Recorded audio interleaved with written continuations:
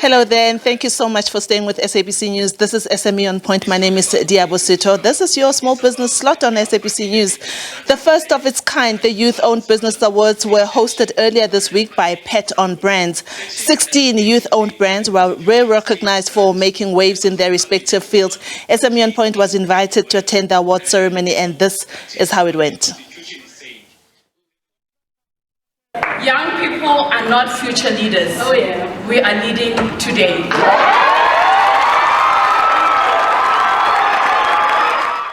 More than half of South Africans running their own businesses are below the age of 35. Currently, the country is home to nearly 21 million youth. This means that the youth are in a good place to kickstart the economy by committing to small businesses. According to the convener of the Youth-Owned Business Awards, Pet Mahlangu, the awards were inspired by the youth of 1976. We are saying the youth of today is fighting an economical one. They're building brands, they're building this economy, they're creating employment, and also they're inspiring other youth to do more.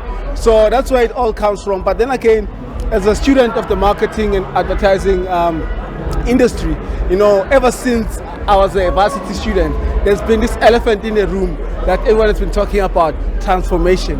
That the industry is not transforming, the industry is stagnant, and. But also I figured, look, there's no way we can transform the industry without us building our own brands, because the brands that we're fighting for technically are brands that come from abroad, are brands that sign global deals. So if you are an entrepreneur today in the marketing space and you have the dream of working on a big global account, the chances of that dream coming to life is almost close to zero. The top 16 brands were awarded in different categories, including accessories, food, footwear, NPO and charities, to education, as well as travel and tourism.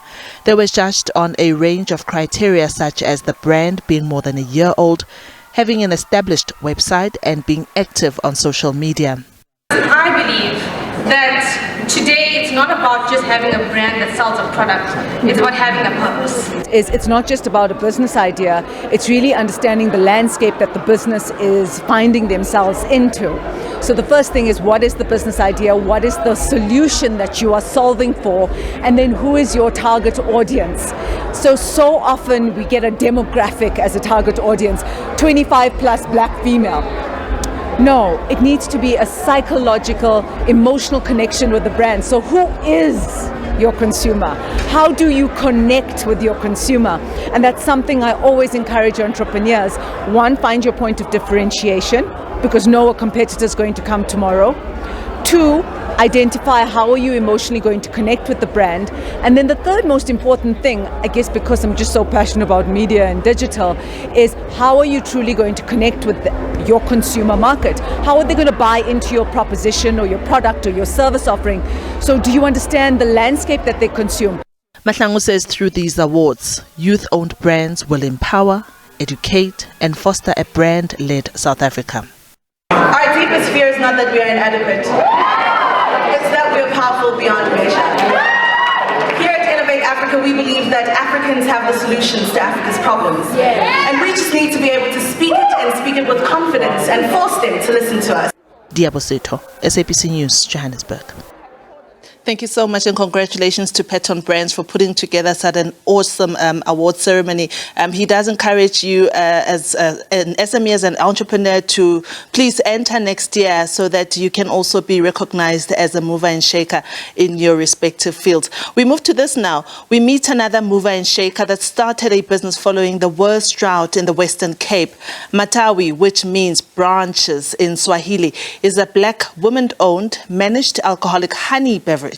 Matawi's founders were motivated to create a business contributing to water conservation. Mindful that a considerable percentage of Western Cape's water sustains agriculture, of which the wine and craft spirit market is a sizable sector, they sought to identify a less water-intensive form of alcohol, which could sustain income generation and job creation. The founder, Nukhanya Mncwabe, joins us via Zoom here on SME On Point. Nukhanya, congratulations and welcome to SME On Point. One of the ethos is to contribute to water conservation. I know that companies are now big on ESG. How does this gin help with that? Thanks so much, Diabo. It's a pleasure to be here, and thank you very much for having me. So Matawi is basically reviving the old style of Iqalega, which is alcoholic honey beverages.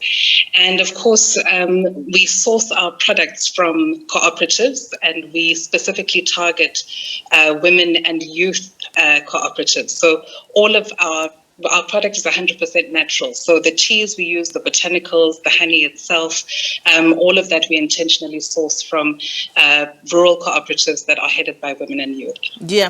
How is the market, Nokanya, considering that there's so many gins that are propping up everywhere, and there's also lots of wines? How does one sustain a business such as this in this booming industry where everyone wants a piece of the pie? Absolutely. I mean, I won't lie. It is a very oversubscribed market.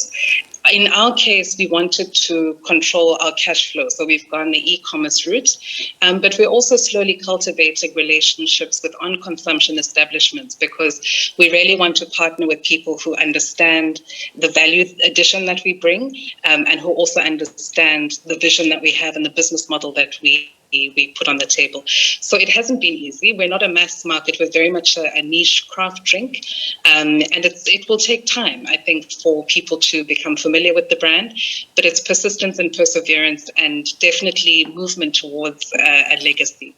Would you say that your environmental ethos are the ones that have the probability of putting you forward in the game? I did say in my first question, talking about how even funders, business funders, are now looking into ESG kind of based companies in order to fund them. And you have gone, that environmental route. Would you say that you think in the long term, this is something that people, when they start businesses, they should be moving more into? Absolutely, Diabo, because I think, the events of the past few years, they definitely demonstrate that we can no longer ignore the environmental challenges that we're facing. The floods in KZN, for example, the drought both in the Western Cape and now in the Eastern Cape, it points to the fact that climate change is a reality, and businesses that are able to address some of those challenges are better positioned, I think, to appeal to investors over the longer term. That it's not just about doing business as usual. It really is about trying to identify social, environmental solutions to issues early on. Yeah. Nokanya, whether we like it or not, the alcohol industry is a big one, and one that should not be looked down upon because, businesses can be started such as yours. Even the youth can start a lot of other businesses, for instance, being cooperatives that supply persons like yourselves. Take us through call it a 2-3 minute masterclass of, if you are a youth and you are considering going into this industry, what are the kind of things that one should consider going into the alcohol industry? Absolutely. Diabo, I think the first place to start is really to familiarize yourself with the regulations and the legislation. And when it comes to liquor, they are different at provincial and at national. So youth really need to take time to do the research to understand what are the compliance criteria that you need to meet as you establish this business.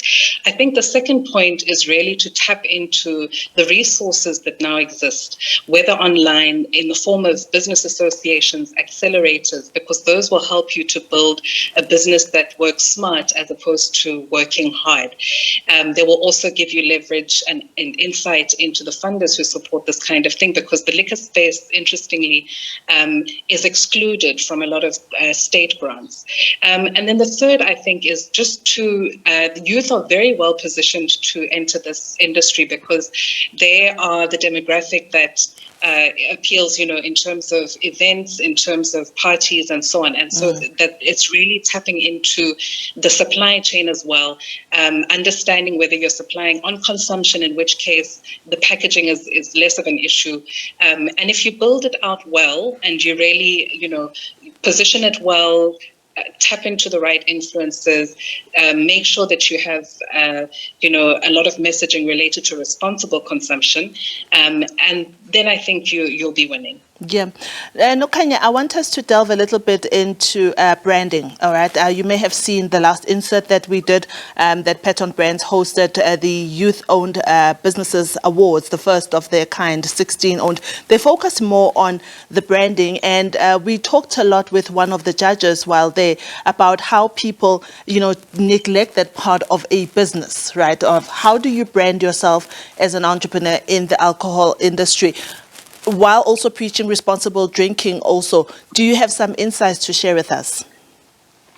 Yeah, I mean, I think I think people misunderstand what a brand is. That it really has to be the end-to-end identification of a brand. So it's not just the visuals, which I think is where people invest the greatest amount of time and attention.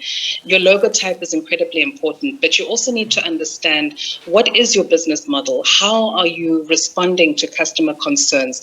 How are you positioning yourself in terms of how you speak to the audience that you're cultivating? Who are the demographics that you're targeting, and what does that mean in terms of your brand message, your brand visuals? And in our case, we like to say that we're reviving a heritage, because it's a traditional product that we're bringing back to a contemporary audience. But we also know that we're targeting, we want to cement ourselves as a brand that is more synonymous with celebration than inebriation.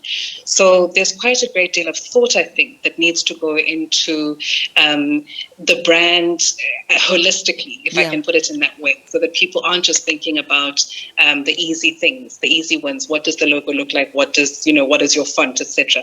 But really think about, as you were saying, your brand ethos. What is it that you're imparting, and what is it that customers are connecting with? Yeah, I'm really excited to ask you the next question about innovation within the alcohol industries and business opportunities that are there.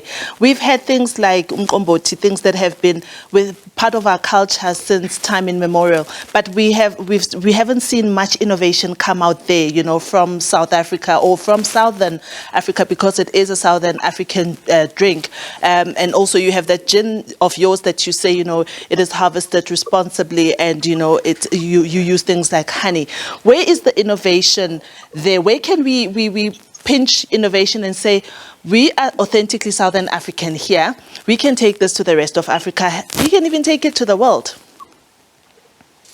Yeah, I love that question, because that's really what we are trying to do. If you think about any function that is held in Southern Africa, from the celebration of a birth to umvulamlomo, which is presented at a wedding, to the toast itself, whether it's a graduation or any other formal function, I always ask, which liquor that is ours traditionally is there, but which has a class to it.